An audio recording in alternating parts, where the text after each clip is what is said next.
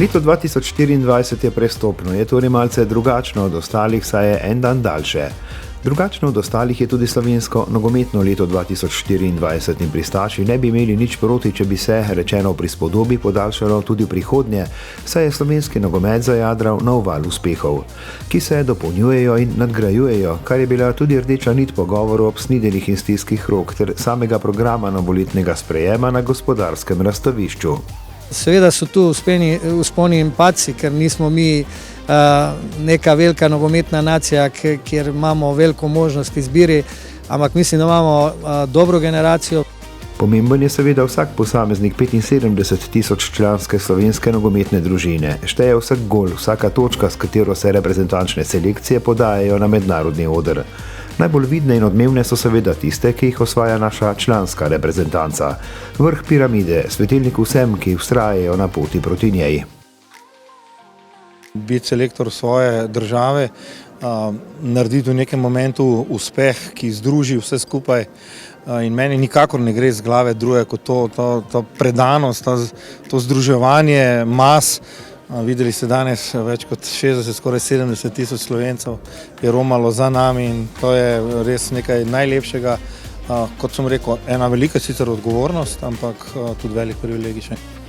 Ko pride takšno leto, ki se bo zapisalo v zgodovino z vrhanim košem komplimentov za nastop na Evropskem prvenstvu, s pohvalami mladim upam, ki jim bodo na evropski oder sledili prihodnje leto, in z opaznimi rezultati ženske izbrane vrste ter mlajših selekcij, je seveda na mestu primerjava s podobnimi v preteklosti.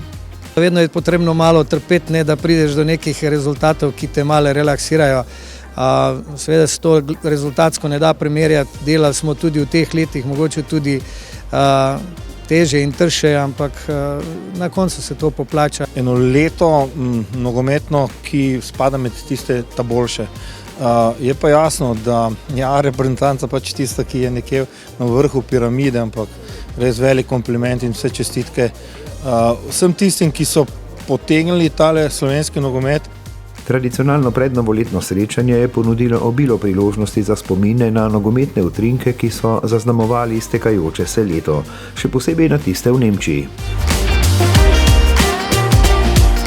Lepo je biti navijač, lepo je, ko spremljaš te fante, ko vidiš celo Slovenijo tam, ko so to rekordne številke. Res je, da včasih te povleče, da hočeš na teren, ampak to je to, nogomet imam to kar, da ga igram vedno in zdaj pač sem že toliko star, da ga ne moram, ampak zato so drugi mlajši tukaj, da igrajo.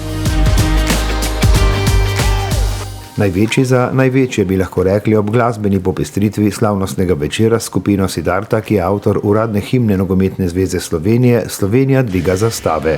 Nastala je pred 16 leti in je odmevala tudi letos v Nemčiji. Jaz sem bil celo na 2 tekmah slovenske reprezentance, na eni smo bili skupaj, kjer smo tudi igrali navijačem in je bilo res nepozabno. Pravzaprav, jaz bom malo 50 let star, pa za tacga nismo imeli možnosti še doživeti. Vsak koncert je nekaj posebenega, tam se je pa čutila ta energija navijaška, ki se mi zdi, da je bila prisotna že cel dan. In potem, ko pride navijači še na koncert in je neka pozitivna energija, pričakuješ dober rezultat in na koncu še bil dober rezultat, si rečeš, to je popoln dan, tako da je bilo res fenomenalno. Slovenski nogometni uspehi v mednarodnem merilu, reprezentančni in klubski, že zdavnaj nimajo več predznaka premierni, saj jih že nekaj let seštevamo. Je pa novost ponudil sam prednovoletni sprejem. Prvič je bila namreč podeljena nagrada predsednika Nogometne zveze Slovenije Radenka Mijatovića, ki bo postala tradicionalna. Prijel jo je legenda Branko Oblak. Začel sem pri 14, končal sem ga pri 40. To se pravi, da sem dolg čas v nogometu. V Dukan sem bil 2krat prvi, iz Bayerna sem bil 1krat prvi, iz Schalke nisem bil v Nemčiji, imel sem 50 tekem z reprezentanco. Ena od tradicij, s katero se podajamo v nov namišljen krog okrog sonca, so tudi novoletne zaobljube. S kakšnimi se v 2025 podaja Nogometna zveza? No, veliko je izzivov. Če gledamo rezultatsko, to seveda vemo, da so to kvalifikacije za svetovno prvenstvo, ki bo največji izziv, tudi nastop mlade reprezentance v izjemno kakovostni skupini.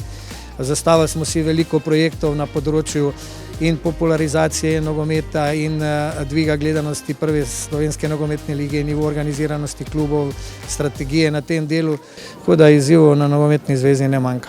Ne morem zapreti oči, pa da nekje v kotu ne bi čutil tega nogometa, ampak zato je zame ne najpomembnejša sporedna stvar, to je najpomembnejša stvar v življenju.